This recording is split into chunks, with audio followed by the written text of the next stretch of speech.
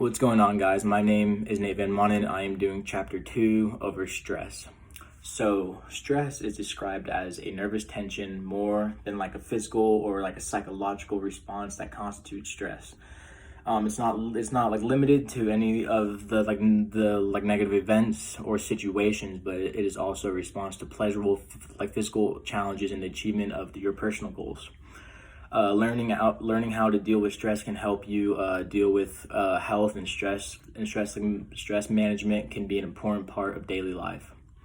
So what is stress? Stress refers to two things: the mental state or events that trigger the like physical reaction. Some examples are, that test has me really stressed out, or I feel a lot of stress like every time I walk into that classroom. That could be bringing me stress.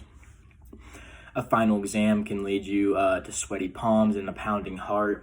Symptoms of the stress response and thoughts or feelings about an approaching event can be just as stressful as the event itself. Responses to stressors can include a wide variety of the physical, cognitive, and behavioral and emotional changes. A short-term response could be an upset stomach or insomnia. A long-term response might change in your personality or your social relationships. During stress, the sympathetic nervous system triggers the endocrine system. It helps by releasing hormones and other chemical messengers into the bloodstream to influence the metabolism and other body processes.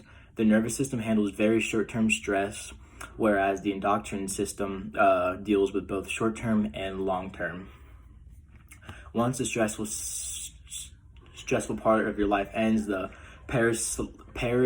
sympathetic division of your autonomic nervous system takes command and stops the stress response. It restores homeostasis, a state of balance in which the blood pressure, heart rate, hormone levels, and other functions are maintained back to normal. Parasympathetic nervous system calms your body, slowing the rapid heartbeat, drying sweaty palms, returning your breathing back to normal. We all experience stress in a different way. You may feel confident about taking a test, but stress about being at an event with people you don't know, whereas your friend could thrive at the social events but dread taking tests. Everyone has different responses to cognitive and the psychological stressors. Cognitive appraisal is thinking through the consequences of thoughts or behaviors. For example, reading your course allows you to time your major deadlines and exams, and having that knowledge it lets you control your study plans, which can reduce the stress caused by exams. The physical stress includes dry mouth, headaches, fatigue, sweating. Cognitive stress includes confusion, lack of concentration, or the negative thinking. Emotional stress includes anxiety and depression and impulsiveness, while behavioral stress includes disrupted sleep, increased use of tobacco or alcohol or drugs. The general adaptation system made by Hans Selye is a theory that describes a universal and predictable response pattern to all stressors. It starts with alarm. It's when the body is more susceptible to disease or injury because it is ready to deal with the crisis. Next is resistance, where the body develops a new level of homeostasis in which it is more resistant to disease and injury. And last is exhaustion, where the body's resources are depleting and unable to return to normal function. Long-term damages may be a result of this, with depression or mental illness and digestive system trouble. Cardiovascular disease could occur, and it will lead to an increase in heart disease and blood vessels constrict.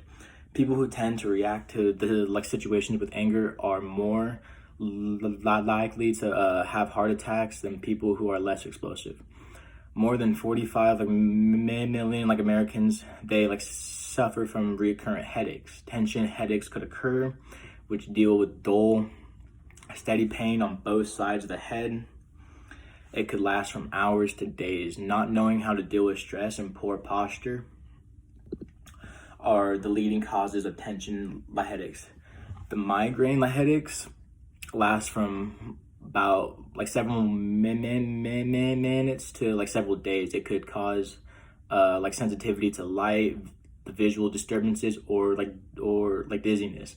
And females are 2 times more like likely to like suffer from the migraines than males are. The frequency of attacks vary from a few in a lifetime to several per week. Triggers could be stress, fatigue, or specific sounds, and certain foods and even certain smells could trigger it as well. Cluster headaches are severe headaches that cause pain in and around one eye. They occur from 1 to 3 headaches a day, like over a period of time or weeks or months. Males, they suffer twice as much from cluster headaches than the females do. And all college students face stress, like whether it's the academic stress or interpersonal stress, time pressures, like financial concerns, or just extremely worrisome about the future. Those are all reasons, to stress about sometimes, and everybody stresses, even though they might not seem like they are. Everybody is going through something. Many stressors are found within ourselves and the way we approach things. Unrealistic expectations can be a source of stress and can damage your self-esteem. Traumatic stressors are stressors that result from exposure to events that are life-threatening and can cause injuries to your body. PTSD is not something that you can handle alone, and you should contact a counselor if you have severe PTSD. To manage stress, you need to find a support system, improve your communication skills, and develop healthy exercise and eating habits. Learn to identify and moderate individual stressors, and learn some mindful skills. When I stress a lot, I go to the gym all the time, and it relieves the stress. It just helps me get out what's been holding me in all this time.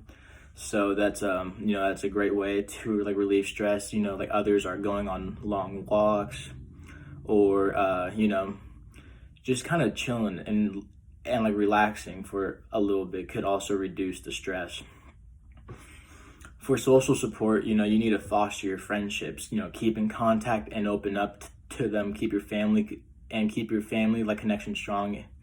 And if you need to create another family with people you built ties to. And that's something I used to do all the time. I used to bottle everything up and hold it in, and it only makes everything worse. So talking to people about it will help you. It won't take away all the pain, but it will help you a lot more, and they could provide really good advice and information for you. And taking long walks can decrease anxiety and blood pressure. A 10-minute walk can leave you feeling more relaxed and energetic for up to 2 hours. And a big thing is time management. Set your priorities and make time for them. And you should write down your goals and budget enough time to fit everything in that you want to. And consider doing your least favorite task first, and say no whenever you want. You're never pressured to say yes. You always have a choice to say no, and just take advantage of that. And your spiritual wellness is very important as well. Spend quiet time alone and with your thoughts and feelings. Spend time in nature and notice the environment more, and notice the art and buildings. Just be outside and enjoy the nature. And problem solving is a big thing as well.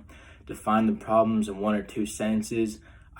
Identify the cause of the problem and consider the alternate solutions, and don't stop with the most obvious one. Now, a summary of the chapter is emotional of behavioral health responses to stressors vary among the individuals, and effective responses increase stress but can be moderated or changed.